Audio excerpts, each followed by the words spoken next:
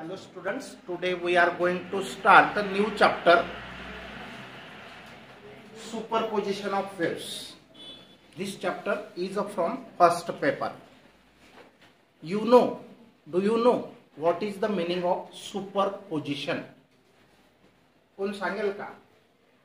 सुपरपोजिशनचा meaning काय होतो?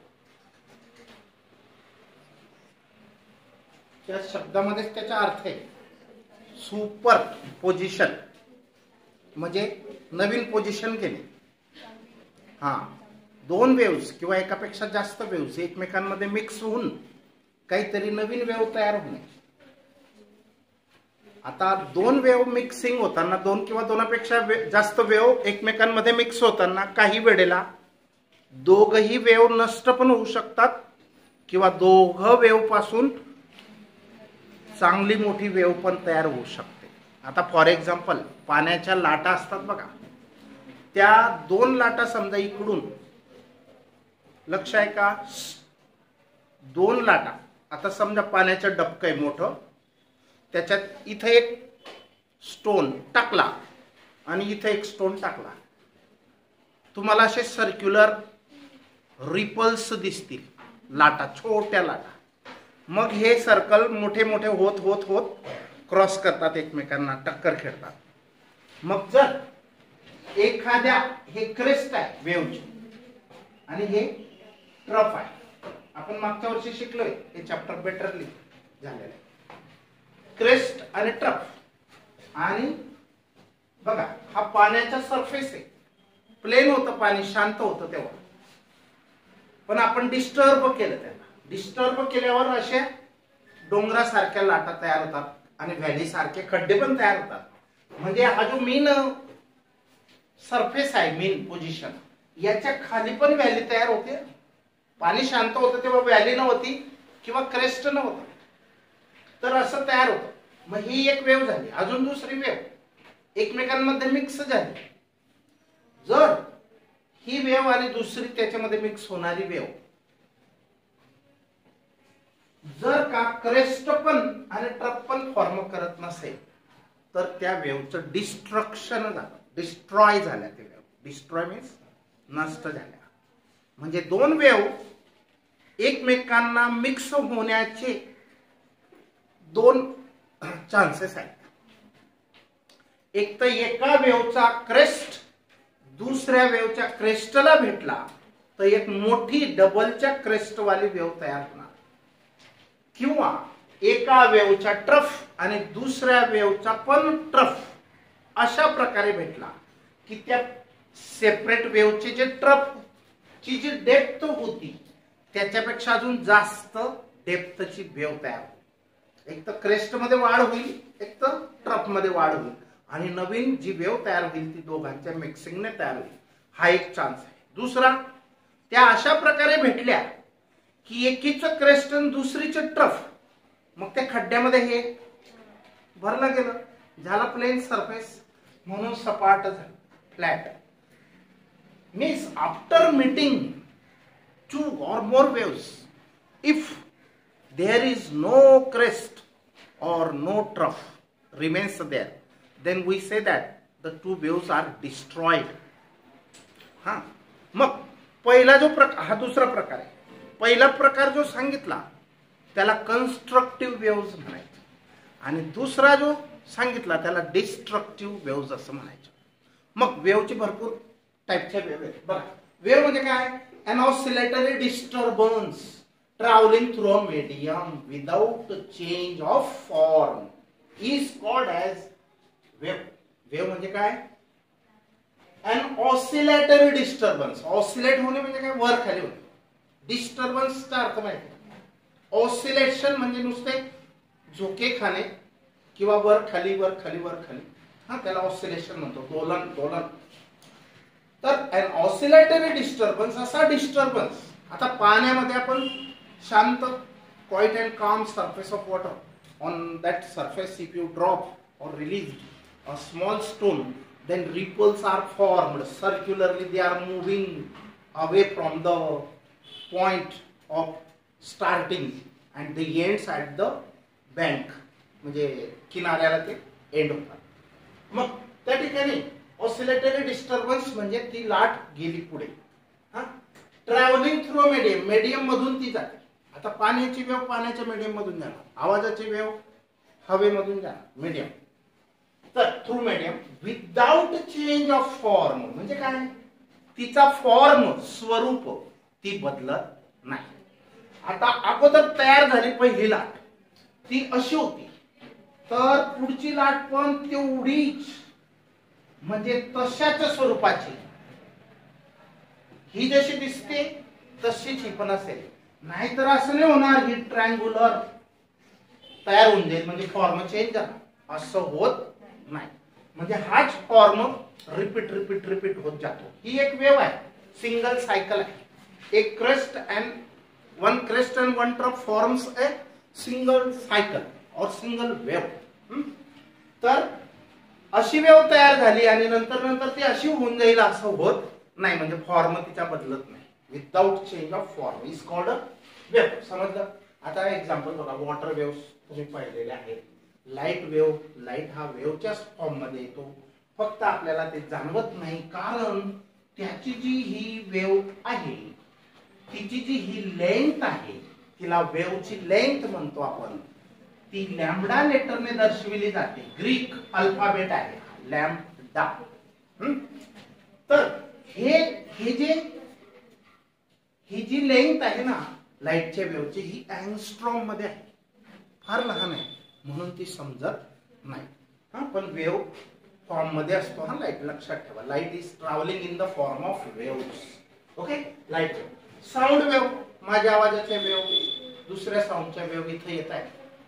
फक्त यांच्यामध्ये फरक असतो. साऊंड वेव्स मध्ये कॉम्प्रेशन, रेअरफॅक्शन्स तयार होतात आणि ही जी वेव आहे ही ट्रान्सव्हर्स वेव आहे. आणि आवाजाची वेव ही लॉंगिट्युडिनल वेव आहे. बरोबर? Sound wave, mechanical waves. Mechanical waves कुठे तयार होतात? मेकॅनिकल वेव्स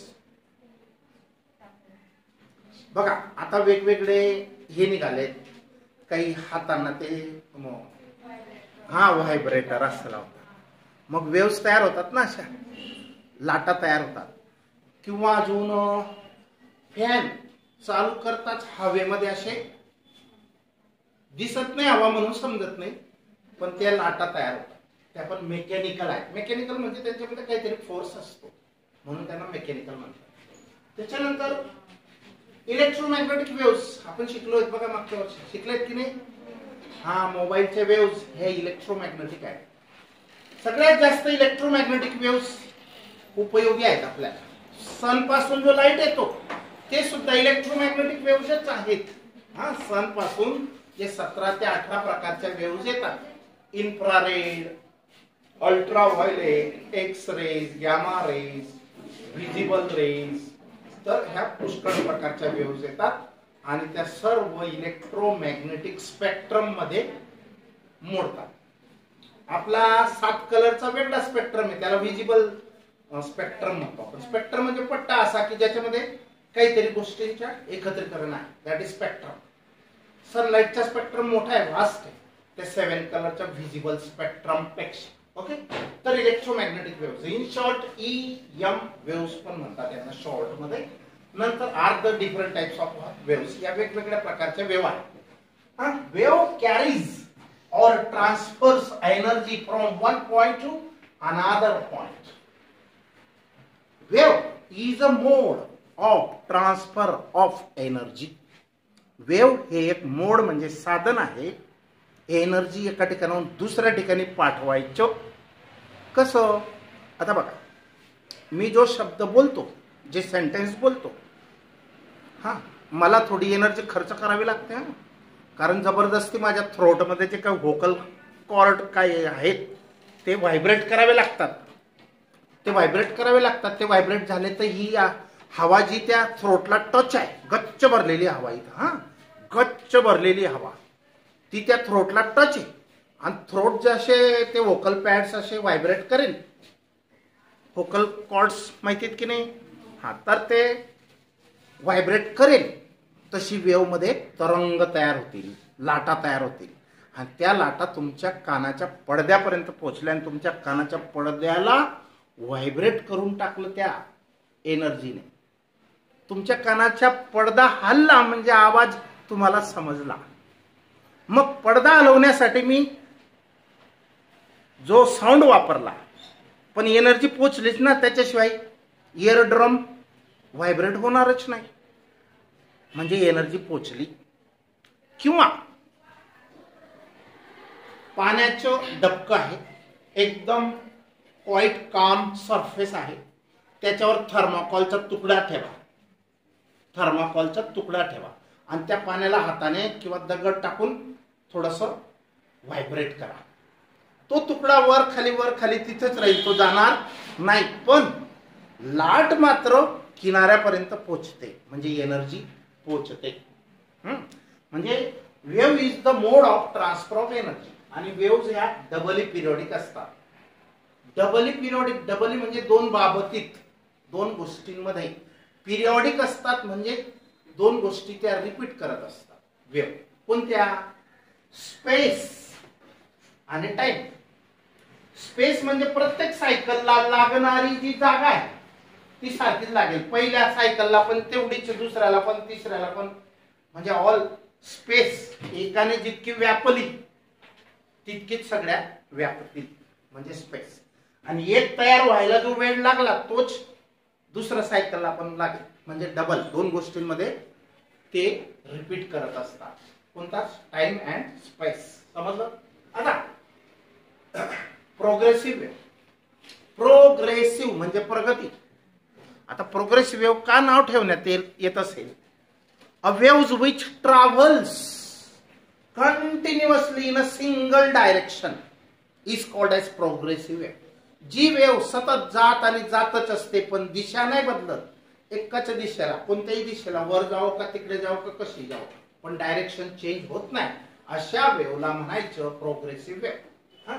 द वेव्ह किंवा a wave, a means single, a wave which travels through the medium continuously. जी वेव्ह सतत जातच राहील एकसारखी, इन अ फॉरवर्ड डायरेक्शन म्हणजे पुढेच, मागे नाही, लेफ्ट नाही, राईट नाही, फॉरवर्डचा अर्थ एकच डायरेक्शनला, is called as progressive wave. आता प्रोग्रेसिव्ह वेव्हचे दोन प्रकार आहेत, ट्रान्सवर्स आणि लॉंगिट्युडिनल. ते बघणार आपण नंतर. आता प्रॉपर्टीज काय आहेत? प्रोग्रेसिव्ह वेव्ह मध्ये कोणते गुण आहेत बघा. All particles of the medium vibrate about their mean position performing SHM. आता बघा, हे पाणी, हे वॉटर होतो. या वॉटरचे हे जे पार्टिकल्स आहेत सरफेस वरचे, आता एवढ्या पार्ट मध्ये असा क्रेस्ट तयार झाला म्हणजे काय? हा पार्टिकल इथं पोचला, हा पार्टिकल इथं पोचला असा, आणि इथले पार्टिकल्स हे खाली पोचले, असे खाली गेले. म्हणजे समजलं काय? All particles of the medium, हे मीडियम आहे, वॉटर सरफेस आहे सपोज, मग त्याचे each and every so many particles आहेत, आपण लिमिटेड कन्सिडर करतोय 2-4. तर all particles of the medium vibrate about their mean position. Mean position म्हणजे त्यांची मीन पोझिशन ही आहे. हे पार्टिकल्स वर, हे खाली, नंतरच्या स्टेपला हे खाली, हे वर, असं चालूच राहतं.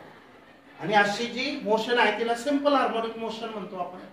शिकलोय 5th चॅप्टर का 4th चॅप्टर होतं, बरोबर? तर all particles of the medium vibrate about their mean position performing SHM. सगळे पार्टिकल हे मीन पोझिशनच्या अबाउट व्हायब्रेट होत असतात आणि ते सिंपल हार्मोनिक मोशन मध्ये असतात. आता इथं गच्च हवा भरलेली, मी बोललो इथले पार्टिकल्स तिकडे गेले, मग इथली हवा तिथं गेली, पण ह्या पार्टिकल्सने एनर्जी त्या नेबरिंग पार्टिकल्सला देऊन ते परत आले. इलास्टिक मीडियम आहे, air is a elastic medium, water is also elastic medium. मग ते पार्टिकल्स पुढे गेले मागे आले, पुढे गेले मागे आले, म्हणजे ते व्हायब्रेटच आहे अबाउट देअर मीन पोझिशन. म्हणजे त्यांची ते जिथं असतात त्याच्या आजूबाजूला किंवा वर खाली मीन पोझिशनच्या अबाउट ते व्हायब्रेट होत असतात. आणि अशी जी मोशन असते ती सिंपल हार्मोनिक असते, म्हणून त्यांची जी मोशन अशी असेल तिला SHM म्हणूया. आता all vibrating particles of the medium have the same amplitude, period and frequency. प्रत्येक पार्टिकल ही वेव्ह मीडियम मधून जाईल ना, तर इथं मोजा, तिथं मोजा, तिथं मोजा. प्रत्येक सायकलच्या ठिकाणी तुम्ही अँप्लिट्यूड मोजणार. हा अँप्लिट्यूड असतो, माहिती ना, हा अँप्लिट्यूड असतो. This height is called amplitude of the wave. किंवा this depth, he G depth असेल हे सेम पाहिजे, हे जेवढं आहे तेवढं, ही डेप्थला पण अँप्लिट्यूड म्हणतात, बरोबर. अँप्लिट्यूड. पिरियड म्हणजे काय, एक वेव्ह पूर्ण करायला लागणारा वेळ, time taken to complete one cycle or one wave is called period of that wave. And frequency, frequency means how many cycles are passed from certain point in 1 second. एक सेकंदात किती सायकल पास झाले एखाद्या वेव्हचे. एखाद्या वेव्हचे लाखो pass होतात, एखाद्या वेव्हचे हंड्रेड्स ऑफ पास होतात. मग किती 100 पास झाले तर 100 हर्ट्झ फ्रिक्वेन्सी, हर्ट्झ मध्ये मोजतो. ओके. आता the phase changes from one particle to another particle. Phase म्हणजे काय, इथलं पार्टिकल वरती जाण्याच्या तयारीत असेल तेव्हा इथलं पार्टिकल खाली, म्हणजे प्रत्येकाचा फेज हा वेगळा आहे, चेंज होतो. No particle remains permanently at rest. कोणतंच पार्टिकल रेस्ट करत नसतं, आराम करत नसतं. ते वर किंवा खाली किंवा आजूबाजूला जाण्याच्या तयारीत असतं. Each particle comes to rest momentarily, म्हणजे एकदम काही क्षण, फ्रॅक्शन ऑफ सेकंड ते रेस्ट घेत असतात. हा momentarily. While at the extreme position of vibration. Extreme पोझिशनला ते इथं आल्यानंतर थोडस थांबतं, लगेच खाली, खाली इथं आल्यावर ते थोडस थांबतं, लगेच वर, असं चालूच असतं. मोमेंटरीली म्हणजे very very short period of time they remains at rest while at the extreme position of the vibration. आता बघा, आता पार्टिकल्स अटेन मॅक्झिमम व्हेलॉसिटी. पार्टिकल्सला व्हेलॉसिटी जास्तीत जास्त मिळवतात. ते अटेन करणे म्हणजे काय, मिळवणे. Attain maximum velocity when they pass through their main position. या मेन पोझिशनच्या एक तर वरती अथवा खाली जर गेले तर त्यांना व्हेलॉसिटी त्यांची जास्त होते किंवा व्हेलॉसिटी ते अटेन करतात. मॅडम एकच minute. During the propagation of wave. Propagation म्हणजे प्रसारण, वेव्हचे जाणे. During the propagation of the wave म्हणजे वेव्ह जाताना काय होतं, energy is transferred along the wave. ती वेव्ह काय घेऊन जाते, एनर्जी घेऊन जाते. There is no transfer of matter. Matter नाही जात. इथले हवा मी बोलतोय ना, ती तिथपर्यंत नाही आली तुमच्यापर्यंत, ती इथंच घेतली एनर्जी, दिली दुसऱ्या पार्टिकल्सला परत आली. मॅटर म्हणजे हवा पण गेली नाही, पाणी पण सरकत नाही. आणि मी तुम्हाला थर्मोकॉलचा तुकडा सांगितला होता, तो वर खालीच राहतो, म्हणजे तिथलं पाणी तिथंच आहे, गेलं नाही पाणी, एनर्जी गेली. लाट पाण्याची काय एनर्जी घेऊन जाते, पाणी तिथलं नाही सरकलं दुसरीकडे, म्हणजे मॅटर चेंज झालं नाही. मॅटर म्हणजे मटेरियल, त्या वेव्हचं मीडियमचं. The wave propagates through the medium with certain velocity. वेव्हला काहीतरी व्हेलॉसिटी असते. आणि टाइप्स दोन आहेत, ट्रान्सवर्स आणि लॉंगिट्युडिनल. ओके.